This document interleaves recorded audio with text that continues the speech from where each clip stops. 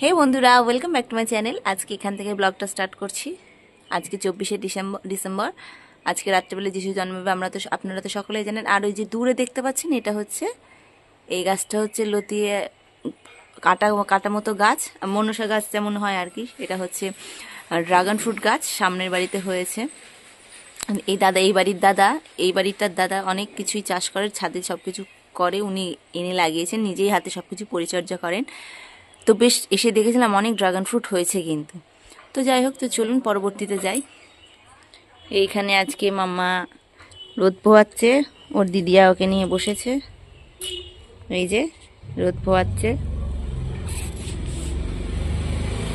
একটুখানি রোদ দরকার, এখানে বসে রোদ পোহাচ্ছে। ভিটামিন ডি বাচ্চাদের যেটা শরীরে লাগে, সেই জন্য বসে আছে। ওর খাওয়া হয়ে গেছে, আমার এখনো খাওয়া হয়নি। আজকে চম্পাকলি চলে যাবে, ও আবার জানি না আসবে কিনা, হয়তো আসবে। যেহেতু 25শে ডিসেম্বর কালকে, আজকে জানে ও সান্টাকে গিফট দেবে, সেই জন্য বাড়ি চলে যাচ্ছে। এখানে থাকলে নাকি সান্টাকে গিফট দেবে না, গিফটের লোভে যাচ্ছে ও। আর আমার মাম্মান এখন ঘুমাচ্ছে ভালোই।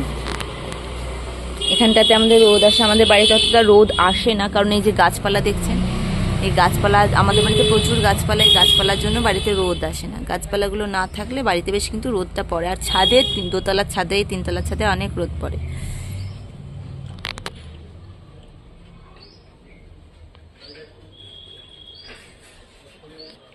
তো চলুন যাই, দেখি আজকে মা টিফিনে কি রেখেছে।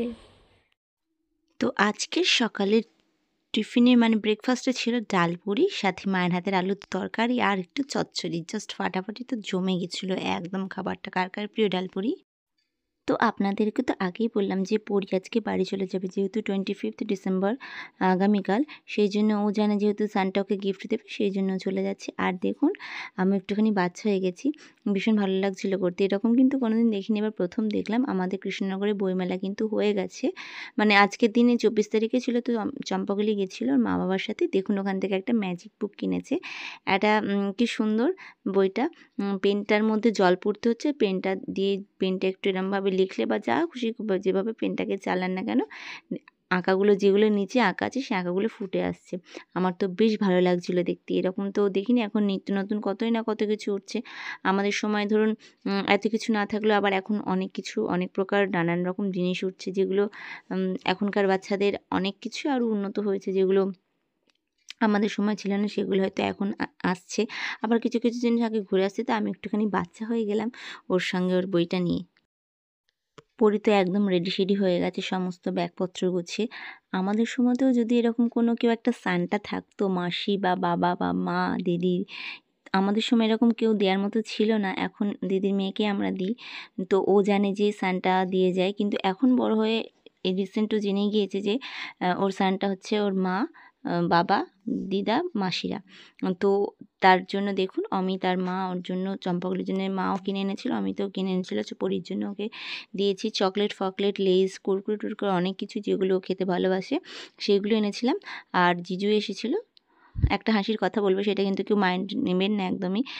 সেগুলো জিজুকে দিয়ে দিলাম, বলছিলাম যে ওকে দেবেন, পরীকে ওর মাথার কাছে রেখে দেবেন। আর ছিল আমাদের দুয়ার পিকনিকেরও কিন্তু ব্যবস্থা ছিল, আগেই বললাম কেউ মাইন্ড নেবেন না, কথাটা কিন্তু অন্যভাবে নেবেন না।